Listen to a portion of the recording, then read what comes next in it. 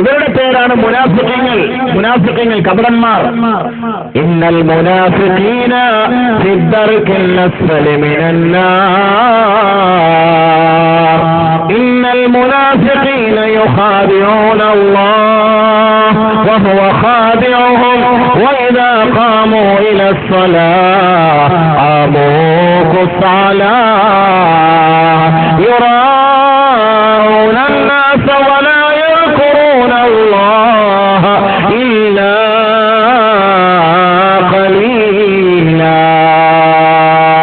ഇസ്ലാമിന്റെ വേഷവും ധരിച്ചുകൊണ്ട് ഇസ്ലാമിക ആദർശത്തിന്റെ അടിമകളാണെന്ന് വാദിച്ചുകൊണ്ട് പള്ളികളിലേക്ക് നമസ്കാരത്തിന് വേണ്ടി നേതൃത്വം നൽകുകയും അതിന്റെ പിന്നിൽ അണിനിരക്കുകയും ചെയ്യുന്ന ഒരു കൂട്ടമുണ്ടാകും. ഇവർ അല്ലാഹുവിനെ വഞ്ചിക്കുകയാണ്.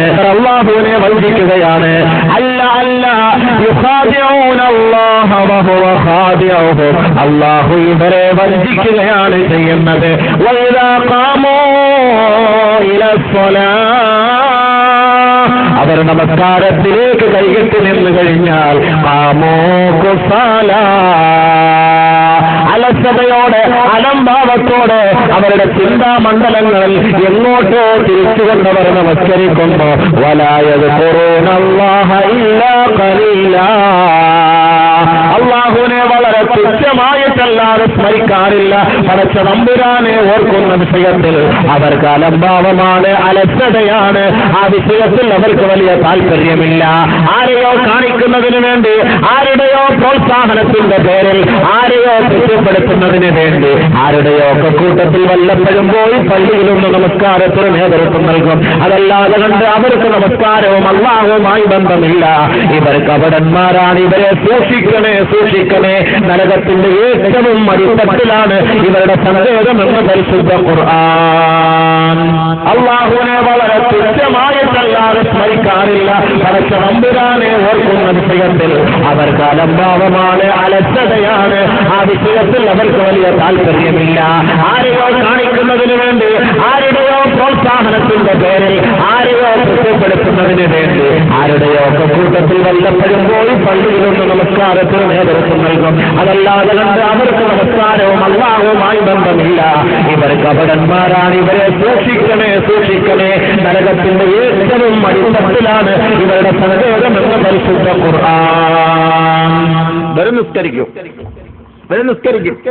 നമ്മളെ കാണുമ്പോഴും കണ്ട മുൻപല്ല് കൊണ്ട് ചിരിച്ചിട്ട് അണപ്പല്ല് കൊണ്ട് കടിച്ചു പിടിക്കും. പകയൻ കാണുമ്പോ നല്ല രസമായിരിക്കും, ഭയങ്കര സന്തോഷത്തോട് സലാത്ത് പറയും. പക്ഷെ അപ്പുറത്തിരുന്ന് മറ്റു പരിപാടികൾ ചെയ്യും. ഇന്ന സ്വലാത്തി വനുസുകി വമഹ്യായ വമമാതി ലില്ലാഹി റബ്ബിൽ ആലമീൻ. ഇന്ന സ്വലാത്തി വനുസുകി വമഹ്യായ വമമാതി ലില്ലാഹി റബ്ബിൽ ആലമീൻ. വരും നിസ്കരിക്കും. നമ്മളെ കാണുമ്പോഴും കണ്ട മുൻപല്ല് കൊണ്ട് ചിരിച്ചിട്ട് അണപ്പല്ല് കൊണ്ട് കടിച്ചു പിടിക്കും. പകയൻ കാണുമ്പോ നല്ല രസമായിരിക്കും, ഭയങ്കര സന്തോഷത്തോട് സലാത്ത് പറയും. പക്ഷെ അപ്പുറത്തിരുന്ന് മറ്റു പരിപാടികൾ ചെയ്യും. സാധാരണഗതിയിൽ നമ്മുടെ ജീവിതത്തിൽ ഒരു ബർക്കത്ത് ഉണ്ടാകുന്നതിന് വേണ്ടി നമ്മൾ അല്ലാഹുവിനോട് പ്രാർത്ഥിക്കും. അല്ലാഹു ഞങ്ങൾക്ക് നീ ബർക്കത്ത് താ പടച്ചവനെ. ഞങ്ങളുടെ വീട്ടിൽ ബർക്കത്ത് താ അല്ലാഹുവേ. ഞങ്ങളുടെ കുടുംബത്തിൽ ബർക്കത്ത് താ അല്ലാഹുവേ.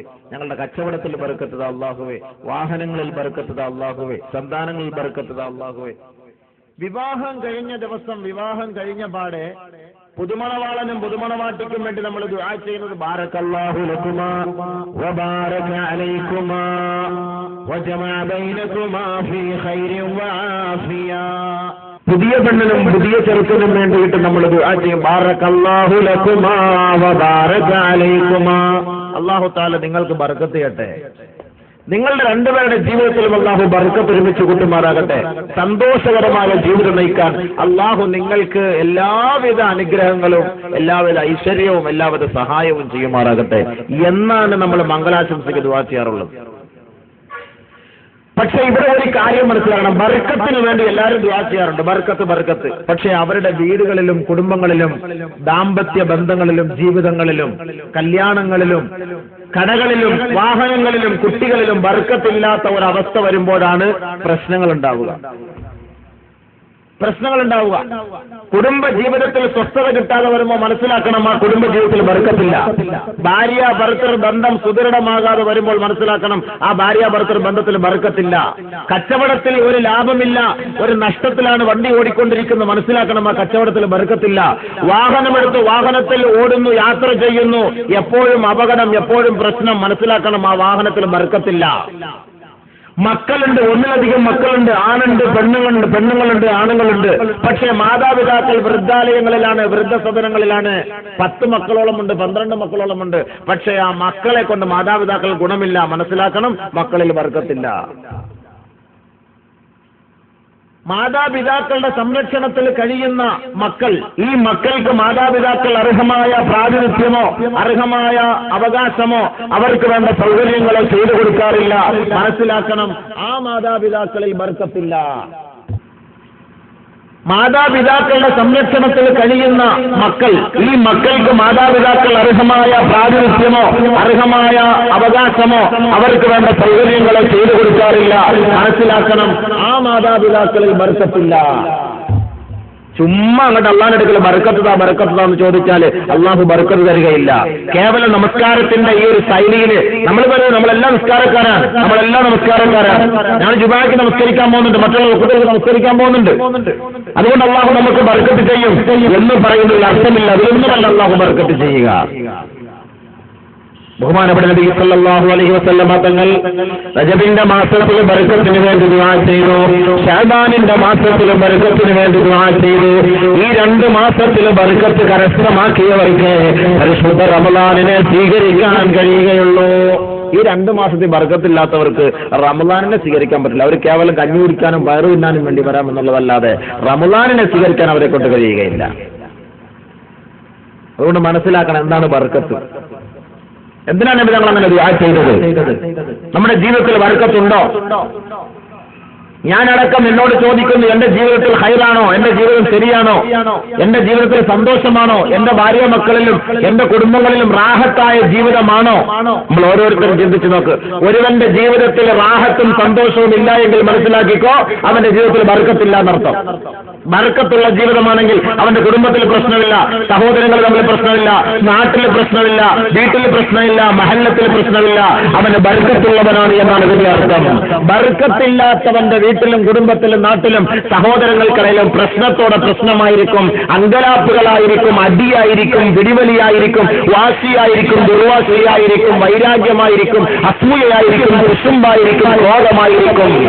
അവർക്ക് ബർക്കത്തില്ലാത്ത ജീവിതമാണ് അവരുടെ ജീവിതത്തിൽ ഉടനീളമുള്ളത് എന്നാണ് അതിന്റെ അർത്ഥം, അല്ലാതെ മറ്റൊന്നുമല്ല.